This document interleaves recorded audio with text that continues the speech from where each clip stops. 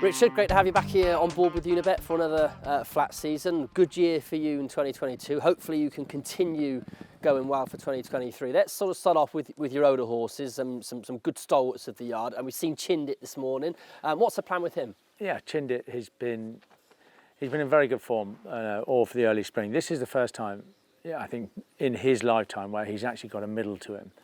He's done very well from 3 to 4, and I'm looking forward to the lock-ins, particularly with him.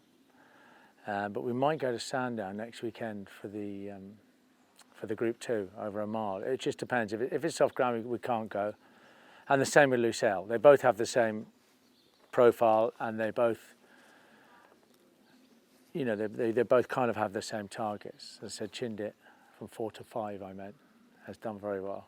And so they'll hopefully turn up in the lock engine tip-top neck. And you just touched on the ground for Chindit. Do you feel, though, as he's getting older and he's sort of strengthened, even more stronger than he of course was as a juvenile, that you perhaps can be a bit more experimental with regards to the ground with him? I'd love to be, but I think we've been there, and his form is not very good on soft ground, and I think everyone says the same things when they get off. They feel like he's wheel spinning all the time. So we will avoid it. And a completely different story for Lucelle, who almost likes it like this concrete down here. He loves it when it's rattling, doesn't he? Oh yeah. All his form is on very fast ground. He's very unlucky in the St James Palace, and he nearly won the Jean Prat. So it'd be nice to win a Group 1 with him this year. He definitely wants a mile now. We dropped him back to 6.5 in Saudi, and he just looked a bit flat-footed. So we're going back up to a mile. And I suppose he's got fitness on his side, as you said, having been in race.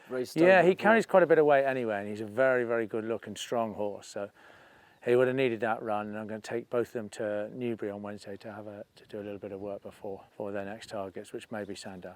And speaking of horses that have been kept quite busy, Mum's Tipple, we all saw how good he was when he was a 2-year-old, and he sort of went a little bit below par after that, but he's much more consistent now, isn't he? He's been so much fun, over the years, and his owners have had an awful lot of sport out of him, and he always seems to run a good race. He ran a very good race in the finals up at Newcastle, and he'll be in the top handicaps and dotted in listed races throughout the year. And he doesn't always turn up, but he turns up 90% of the time and runs a smashing race. Pleasure to have about, really. Now, Eraz is a horse who was always promised a lot, and hopefully this season he will finally sort of deliver. Eraz, I've been calling him a good horse for a long time. He will show up. I didn't run him last week. I'll just give him a bit of time before his next run, but I can promise you, he'll win a group race. So what will be his optimum trip, ground conditions? I thought, I said this to Angus, he looked like 5 might be his trip after the listed race, Cameron's Trophy. And I'm still not sure it is, but it looked like that. I think 6 is his trip. He's in the Duke of York. But it wouldn't surprise me if we did drop him back to 5. But I think at the moment 6 is his trip. And we saw Dawn of Liberation declared to at Newbury at the weekend, but you took him out. Was that on account of the ground? Yeah, I didn't want to run him on that heavy ground. It would have been his first run after we just tidied up his throat for his wind. And he's going to go, I think there's a handicap on Guineas Day. I'm very pleased with him. He's in good nick. He should run very well first time. Aristia, she's been a decent filly. Yeah, Aristia, she won the Prix Jean Romanet last year. That was really pleasing. It was a great day for her owner, Bunny Roberts, and she's a very good filly. She's got better and better with age, and she's going to start off in the Middleton Stakes at York next month. Do you feel that with her that the ground is crucial, the fact that she is better, or she has to have soft ground? Or No, I think she handles soft ground, but I don't think she needs it. I think she goes on any ground. Okay, and then you just sort of see how the season goes with regards to... Yeah, exactly. With regard to trip, she's won a Group 1, so we really need to be flying up around those really big races. Might go abroad for a couple, but we'll take each race as it comes and make a plan after the Middleton. Herodier, who's a filly who sort of fits very much into this similar sort of category as Aristia. I know you had a few problems with her blood wasn't quite right on occasion. Yeah, she used to tie. Herodier used to tie up a lot. She's over that now. She's a year older. She never really got a form back after that excellent win at Royal Ascot. She won before that. And I think they were harder races than even though she won, they were harder races than they looked at the time. She came up a long way in the handicap very quickly. We put her into a listed race. She's a group class filly, and we're going to be looking for black type. Hopefully not all year, but that is our target for the year. And she's probably going to start off on Guineas Day. There's a 1 mile fillies only listed race, so she'll start off there. And great to see, sticking with the fillies, Happy Romance get her head back in front again last time. Didn't she deserve that? You know, Happy's been a joy for everybody here, and she's earned a lot of prize money without actually winning those races. And she really needed that as a confidence booster. And I've got to say, even I felt a lot of satisfaction in that, because she deserved it. And she never looked like really getting beaten in the race. It must have been lovely for her to get her head in front, and now we can start shooting at the stars. But surprised me that she was so quick when we took her back to 5, but she coped with it very easily. And you know, obviously we know she gets 6 right, but now we have even more options, and probably include the King Stand at Royal Ascot. It's quite phenomenal, though, the sort of how she's maintained such a high level of form for such a long time. You don't see many sort of super sprint winners still winning races at 8 to 5. True. That's true, but because physically, I said when she won the super sprint, it wasn't all about her as a 2-year-old. You know, she had the scope and the size to do very well as she got older, and that's what she's done. And she's by Dandy Man. She's really tough, really honest, and you know, she tries super hard, and you know, she's a gem. A fairy tale for her owners. Is that the only horse they've got? No, they've bought another one now. Have they? Yeah, I managed to squeeze another one out of them. They've bought a lovely Churchill filly. She's a sweetie too, funny enough. Let's just continue just through looking at a few of the older horses. Gisborne, a horse who's got a lot of class about him. Yeah, and his last one I wasn't very impressed with. I do think he just kind of throws in the towel. So I'm going to move him from this yard down to the other yard, just to give him a change of heart and a different environment, and hopefully that'll change him and he'll be back winning races pretty soon. And Bosch? Bosch, yeah, he didn't move very well towards the end of last year. He's not generally a great mover, but we had him in at Newbury this weekend just gone, and the ground was very soft or heavy. Didn't want to run him on that. So, you know, we'll start him off in handicaps, and hopefully he'll be running to the late 90s mark that we know he can. And I think Oh This Is Us is about 25 years old now, but seems to still be going stronger than ever. I know, he's a star. And we were retiring him, but he's been going so well, bucking and squealing, and they say, you've got to do something with this horse, as in, you know, he's got a canter, and he canters, and he works great, and then you're working with a few good horses, and he's right there with them. So he's going to be hard to hold on to. He deserves his retirement, but he doesn't want it. You know, he's never had a break in his life and just thrives on it. That was the only time he'd had a break, and he didn't think much of it. Put him in the pen for a couple of days, and he just knocks that to pieces. And then when you go to get him in, you can't catch him. And so we probably might get going with him again, but he's my favourite. So we'll make sure he's looked after. And of the sort of team of older horses that you've got, is there anyone in particular that you feel may just sort of winter better than the others, or is slightly better handicapped and could, you know, this could I think be the Aristia's done very well, and I think Chindit looks a million. Lucelle's always been a good horse, and you know, those you've mentioned, I'm hoping we can get Aristia back to her best. And I love that 3-year-old filly, Maman Joon, and we're going to get to those in a minute. All right, okay. You can ask me about Mama's Girl when you want, then I can go. Okay, well, let's do Mama's Girl now then. Obviously, very impressive in the Nowgwin last week at Newmarket on just her second start, having, of course, scored over course and distance there last October. How big a surprise was it for you when you saw what she did? I told you about it. Did you tell all these viewers? We did. We told them. They were all on. They were on at 25. There was no surprise. What surprised me, which I said at the time, was the price she was. You know, I don't know whether that was a reflection of her or a reflection of me. You know, she bolted up and absolutely delighted. Do I think she'll get a mile? Look at the race. Looked like she would. I know what her pedigree says, and pedigree says she's a Havana Grey out of an Eldon mare, which is all speed. She doesn't pull or anything. She's very sensible. She's a long striding filly. Why won't she get a mile? But often when you see these horses, they all sort of come into those races in the same boat, having won a maiden, and it's just a question of which is the one that can continue improving. You know, had she shown you at home that she sort of trained on and that she'd win sort of well? She was a lovely, big, strong filly. I thought she'd win the Queen Mary. And then she had a little issue, so we gave her plenty of time, brought her back at the end of last year, and she went and won a Newmarket maiden very well. And then she continued to do well throughout the winter and early spring. She's still not there in her coat.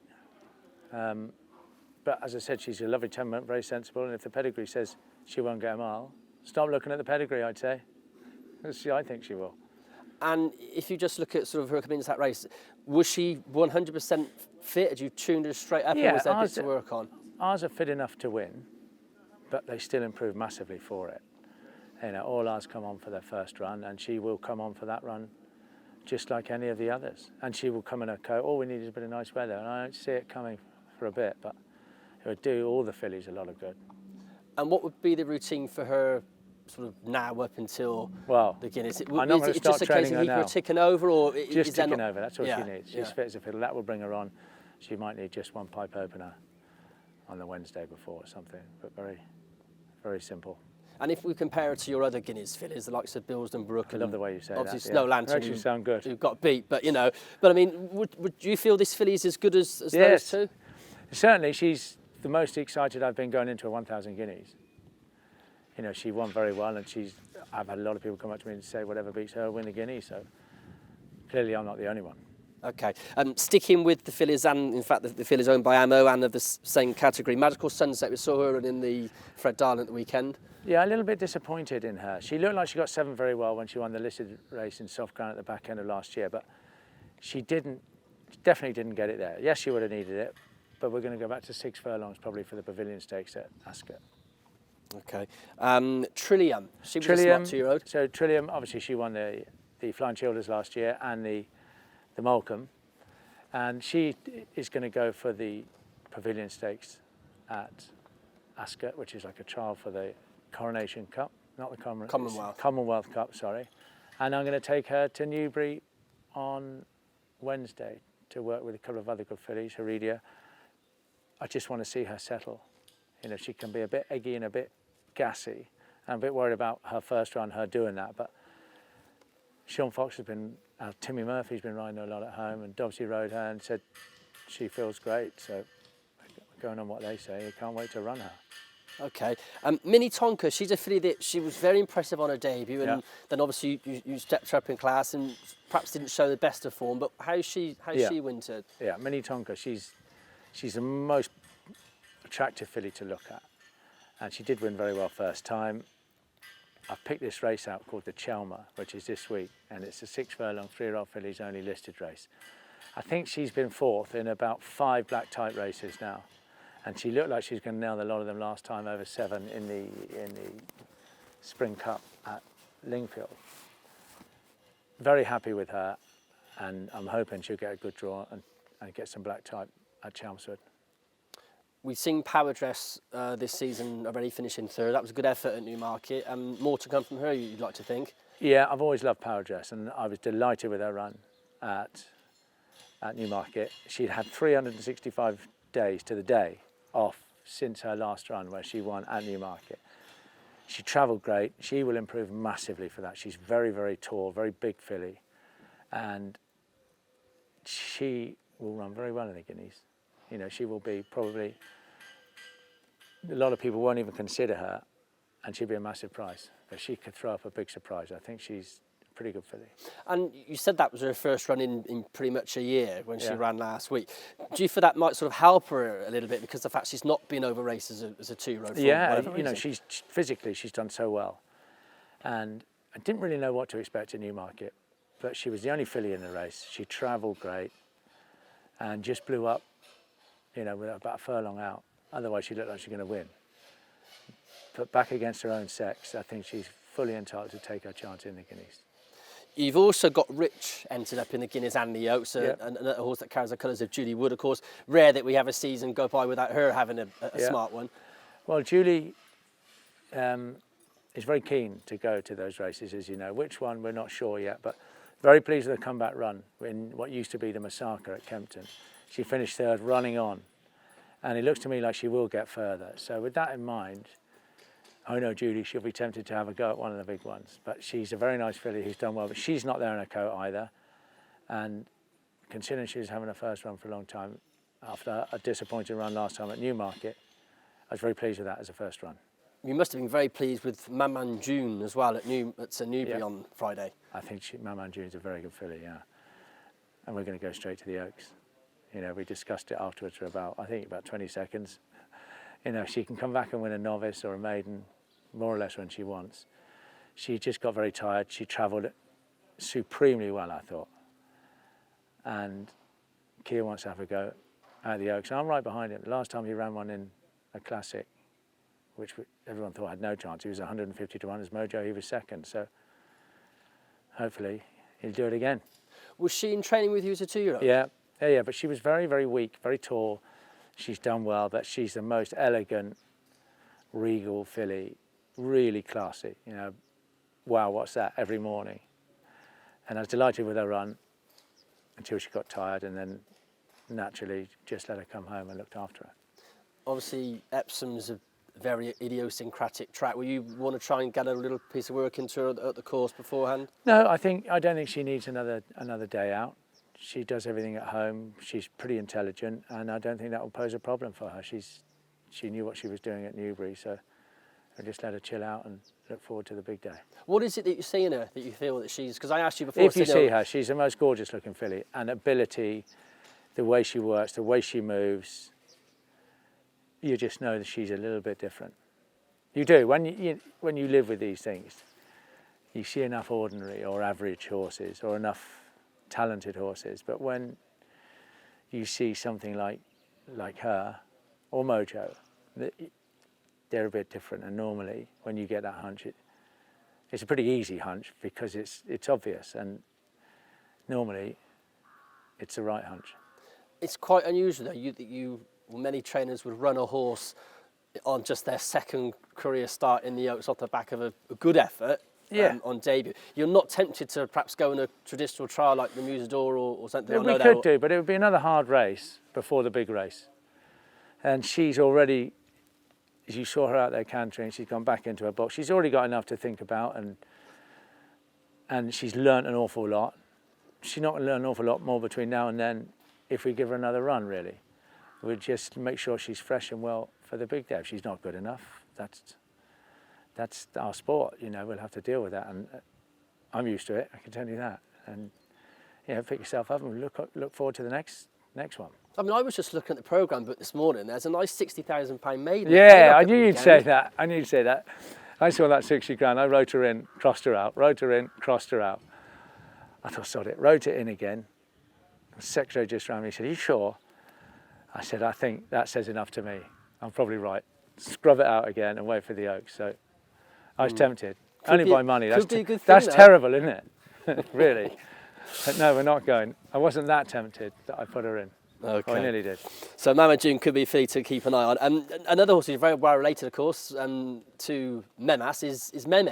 Yes, she's a nice filly. She went back to her owner stud and came back looking great. She didn't have a lot of weight on her last year. She's got a hell of a pedigree, and it's all about black type, so we've got to try and nail some of that.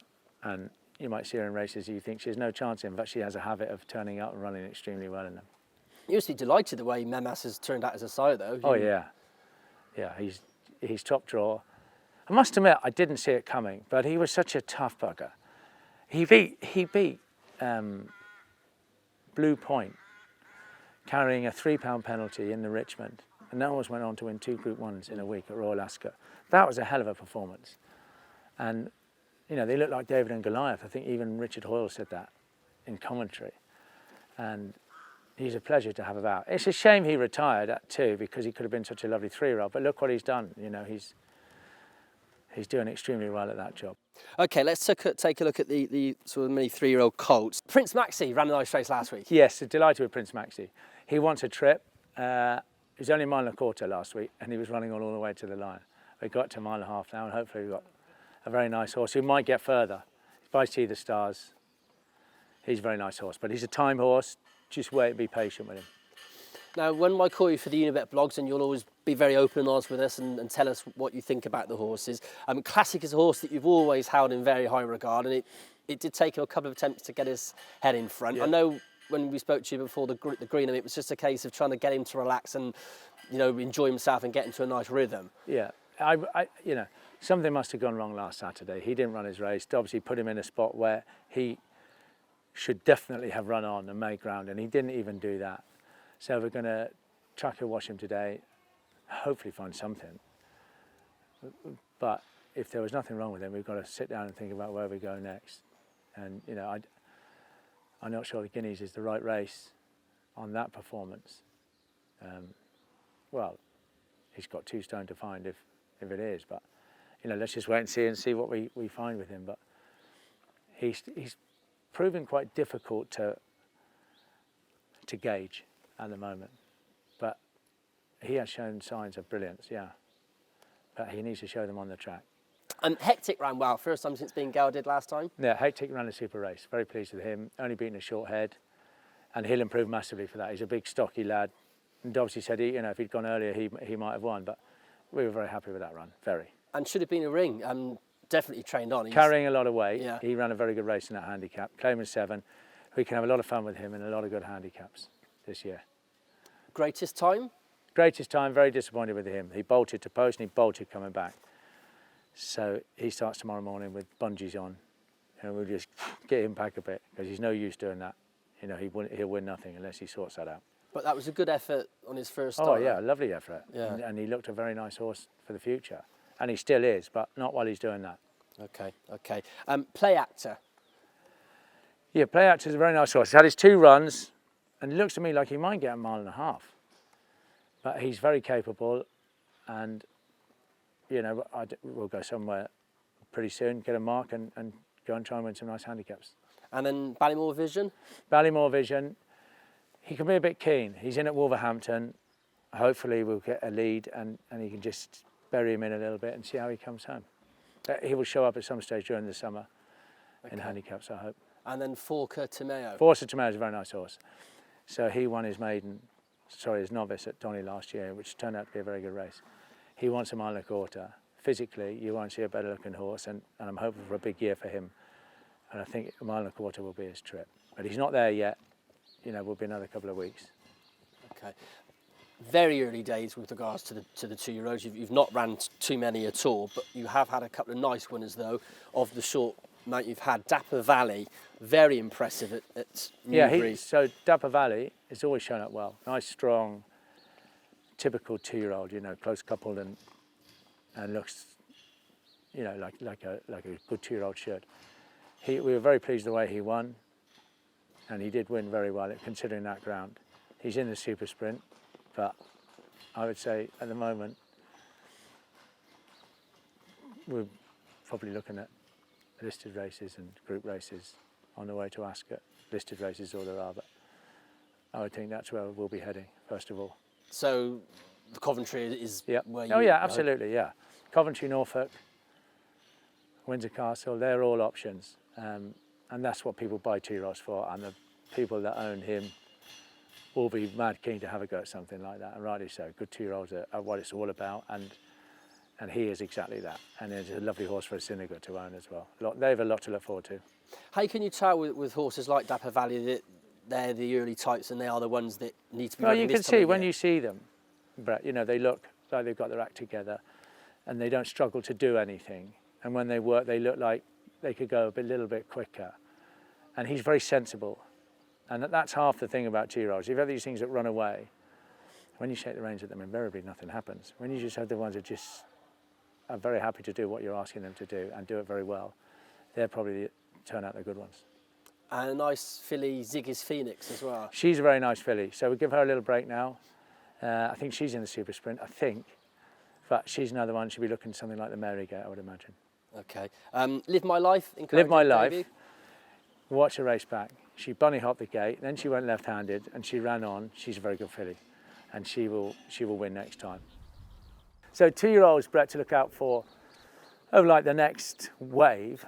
There's a very nice horse by acclamation that belongs to Michael Pescott and me, and he's an extremely nice horse. Goes very well. There's an Ammo Racing Blue Point, an Ammo Racing Maymas out of Broadway Duchess, and there's Julie Wood has a couple of nice horses. She has a 2 darn hot, big horse, goes very well. That's quite enough for you, isn't it?